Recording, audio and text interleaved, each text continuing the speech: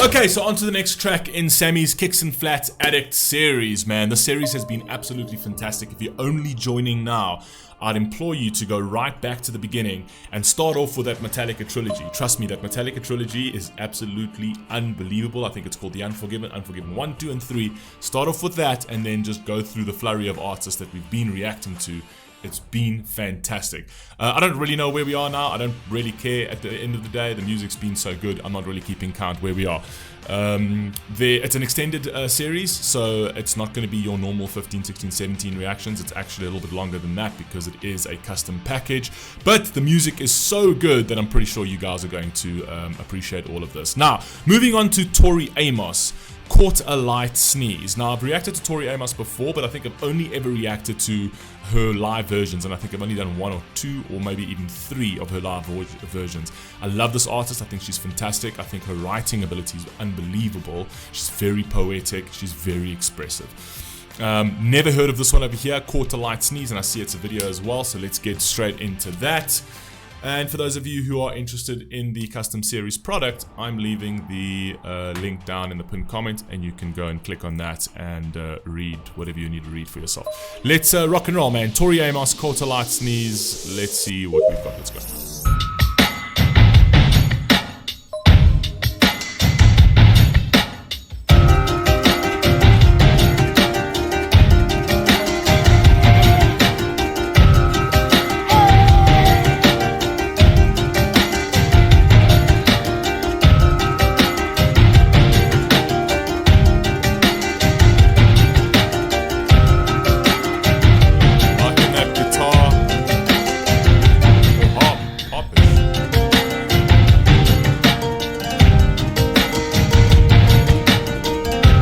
It's a guitar, but it kind of almost sounds harpish to a certain degree over there on the instrumentation.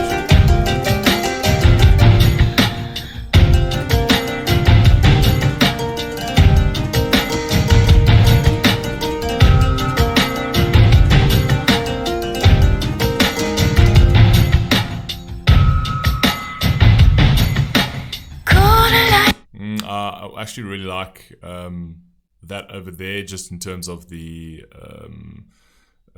cinematography over there, in terms of the video itself. It was like the air pressure there. Let's just take it back just a second. I just thought that this might mean something down the line. So this over here, in terms of air pressure, this is a CO2. So it feels like, you know, she's getting oxygen, right? So the oxygen is going to max and then it's going down. So it's almost like her oxygen's being taken from her and then given to her, but it's very erratic. I'm wondering if that is going to play anything into the video. I'm pretty sure it is going to, specifically since she's in a hospital. So I wonder where she's going with this. Caught a light sneeze, caught a light breeze, caught a light wave, lightning see. Boys on my left side, boys on my right side, boys in the middle, and you're not here. Do do do do do do do.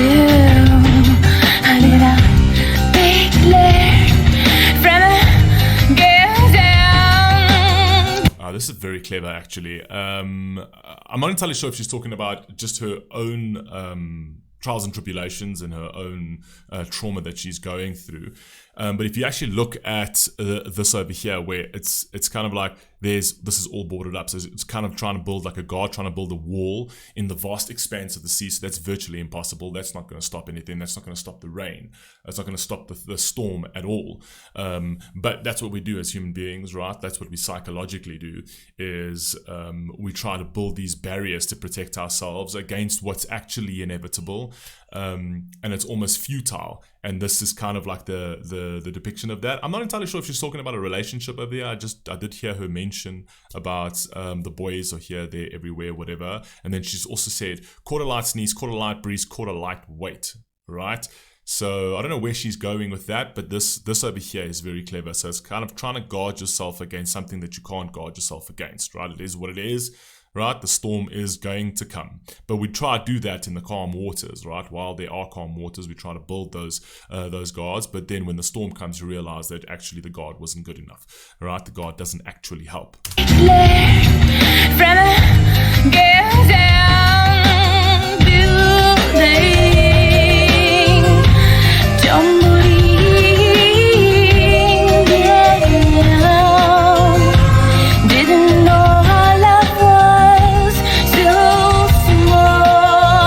This is actually also very, very, very clever. Oh my God. So in the yacht, which is supposed to be, if you traveling on the yacht in open, calm seas, right? It's supposed to be a semblance of like opulence and pleasure and relaxation and things like that. But she's kind of saying is like, yes, I'm in that, but I always feel like I'm ever so close to the edge, ever so close to the waterfall, ever so close to destruction, right? It's just one slip and, my yacht goes tumbling down the waterfall, which now that I think about it is actually quite clever. It plays quite well into caught a light sneeze as well. So it's like when you catch a light sneeze, that's kind of like a sign to something else. That's a sign to, well, maybe I'm going to get a cold, maybe I'm going to get a full-blown flu, right? So it's a red flag to a certain degree, right? It's actually giving you a sign. It's the body's first response.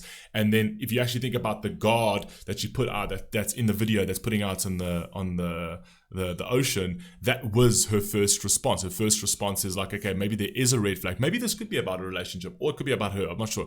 But let's say it's about a relationship. But it's kind of like guarding yourself, and you kind of get the red flag.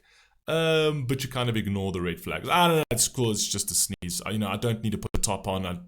It's like, it's just a breeze. I'm not going to get sick, essentially. So she didn't guard herself well enough. So she was always on the edge of something catastrophic, right? Either in her own life or her relationship. I'm not sure. But anyway, carry on. No, our love was still small. Couldn't stand it out.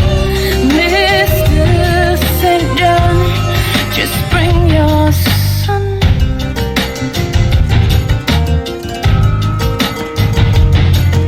The fire is hot and my cells can't feed. And you still got that bell dragging your footsteps.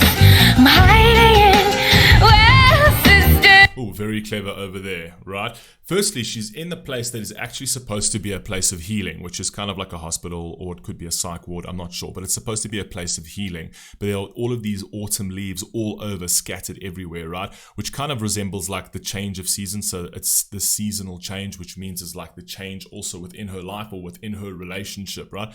But now it's a season where everything dies. Now it's a season that there is no beauty around to be seen. And in that state, even though she's supposed to be in a place of healing, she's not. So she's on the couch where she's an adult and the couch is moving, right? And then as the couch moves, it goes from her being an adult into her being a child with the teddy bear over there. Now, I'm not entirely sure in terms of what her upbringing is, but based on one of her other live videos, where she talks about trauma, spoke about some level of trauma.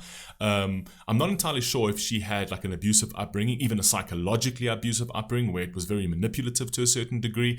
So that is kind of like, while she's in this state of her life and possibly in a relationship and maybe possibly an abusive relationship, it's bringing back all of those memories, right? So kind of like her past is now start coming back to haunt her. The guards that she put up to try and protect herself from this are now not effective because, the situation she's in right now is bringing all that up again, right? So she's playing into that, which I think is really, really, really clever over here, if I am correct, but I don't know, right? I'm obviously just speculating. This is only my own interpretation, playing on the actual words of the song and playing with the video as well. So,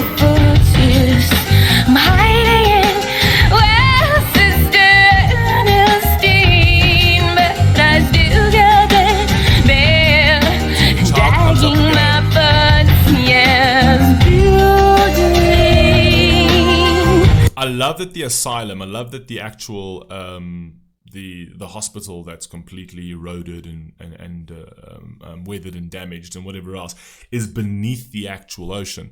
So the thing is that represents, like, in terms of what she's going through is, and if you look up into the sky over there, which is very clever on the video part, is that you've got these beautiful colored hot air balloons which resembles freedom and beauty and soaring in the sky and being all in love and things like that. But that's the utopian vision, that's the utopian dream of her relationship or of her life, right?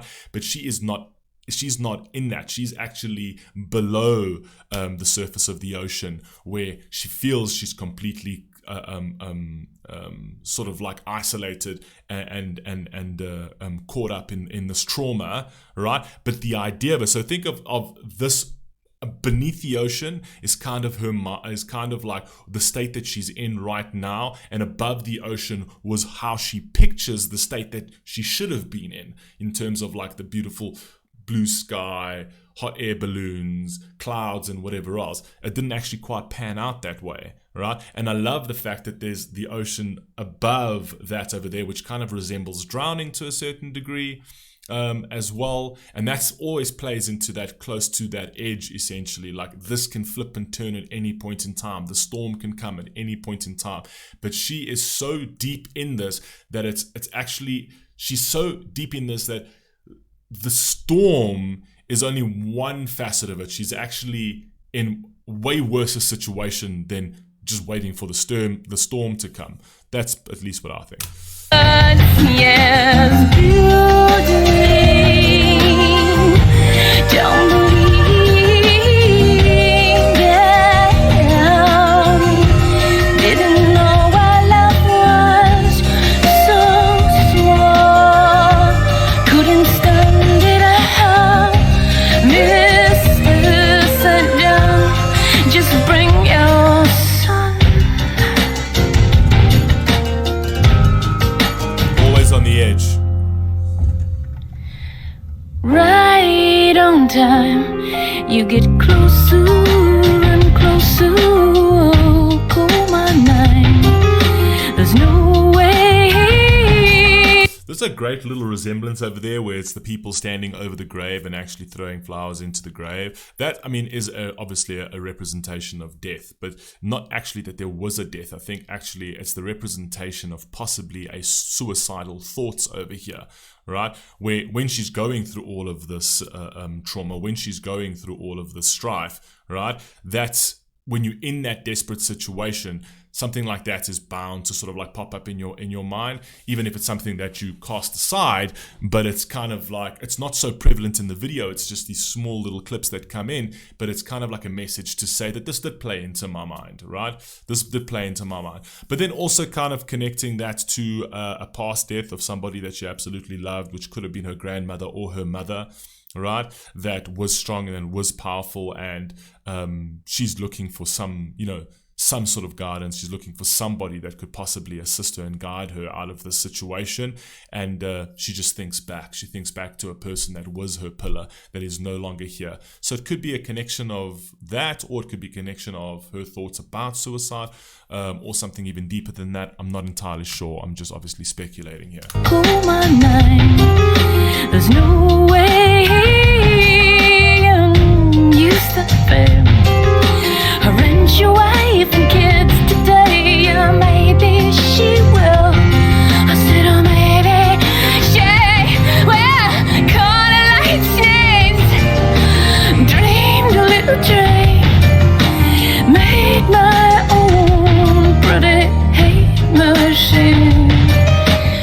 Boys on my left side, boys on my right side. This is very clever. This is actually very clever with regards to the couch over here, that is kind of like swaying back and forth. The motion over here also plays into the whole motion of the video. So the whole motion of the video is very upside down, topsy-turvy, moving around. It kind of makes you feel dizzy, right? And I think that was intentional. It was meant to make you feel the way she feels. She feels very like sort of discombobulated, and she feels very discoordinated, and she can't really find her bearings over here. So on the couch she's actually chilling, so she has a moment of no pressure playing back into the gauge from the very beginning. I knew that would play into this. So she's chilling on the couch over there and she feels like there's no pressure, or she just feels like she has no oxygen.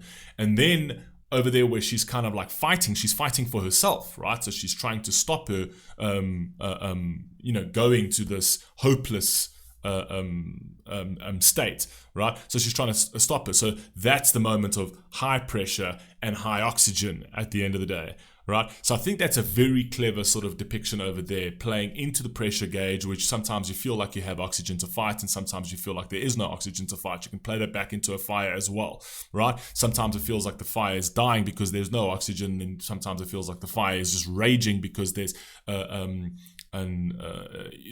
overwhelming amount of oxygen that makes it rage, essentially. So I think that playing back into the psyche and playing back into the personality trait of who she is actually quite telling. Also playing that into the actual video itself, it's so clever, right? It is the way she's actually done this video with the words over here. And from what I heard in the beginning, it does sound like it is to do with a relationship, so possibly an abusive relationship. I'm not sure, I could be wrong, but that's what I heard. She said something, I can't remember the line over there, where she actually mentions a particular person, or either a lover or a partner or whatever it is.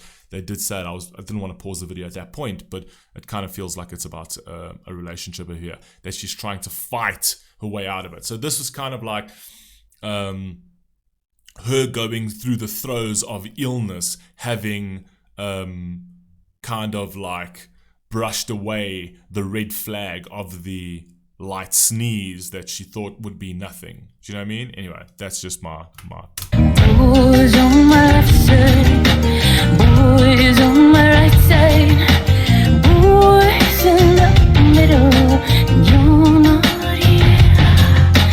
Boys in their dresses, and you're not here. I need a big leg from the ghetto. I need a big loan from the ghetto.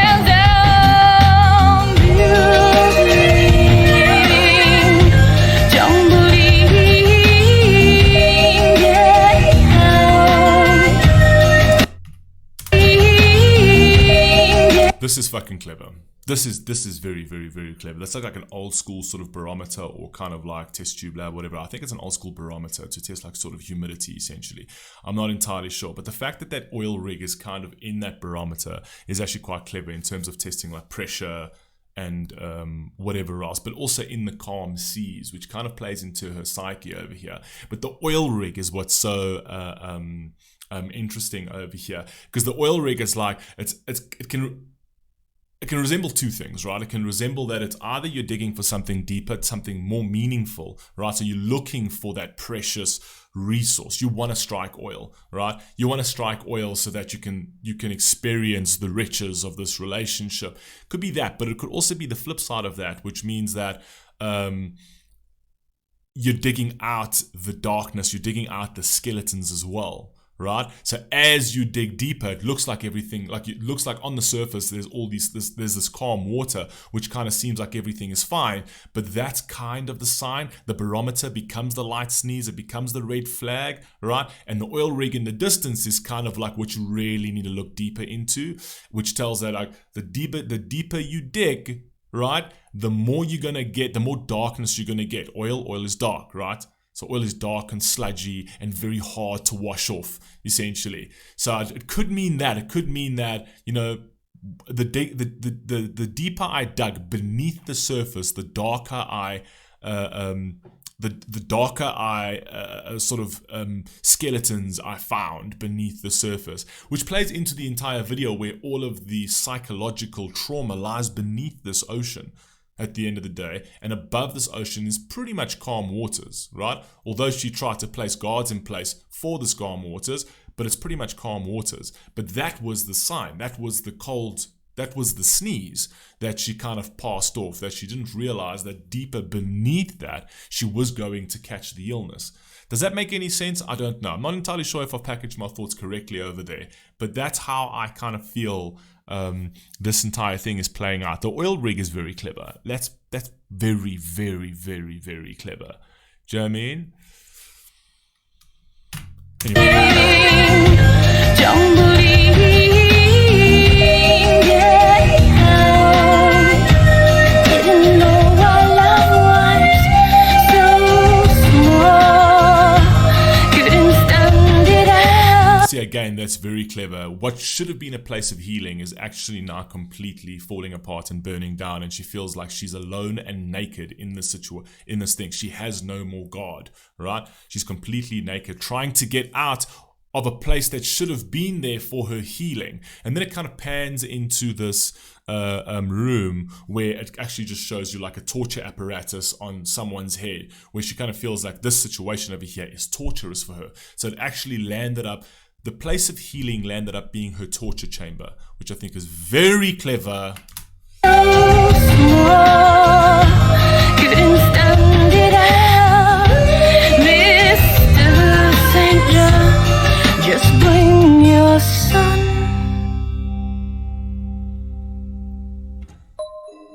It's crazy that it landed up in the cemetery by the tombstones and her sort of sinking into the ground. Right? Like I said, the cold sneeze, because it was ignored, which was the red flag, eventually led to her demise, right? Because she didn't see it beforehand. That's her psychological demise, that is. Very clever, very clever. I don't know. This is obviously just my interpretation. I'm speculating over here. But you guys let me know what you think down below. She's always been a really brilliant artist. And she's very good at delivering her emotions. She's very good at delivering her thoughts and feelings on stuff. So yeah, I don't know. You guys let me know what you think down below, and I'll catch you on the next one.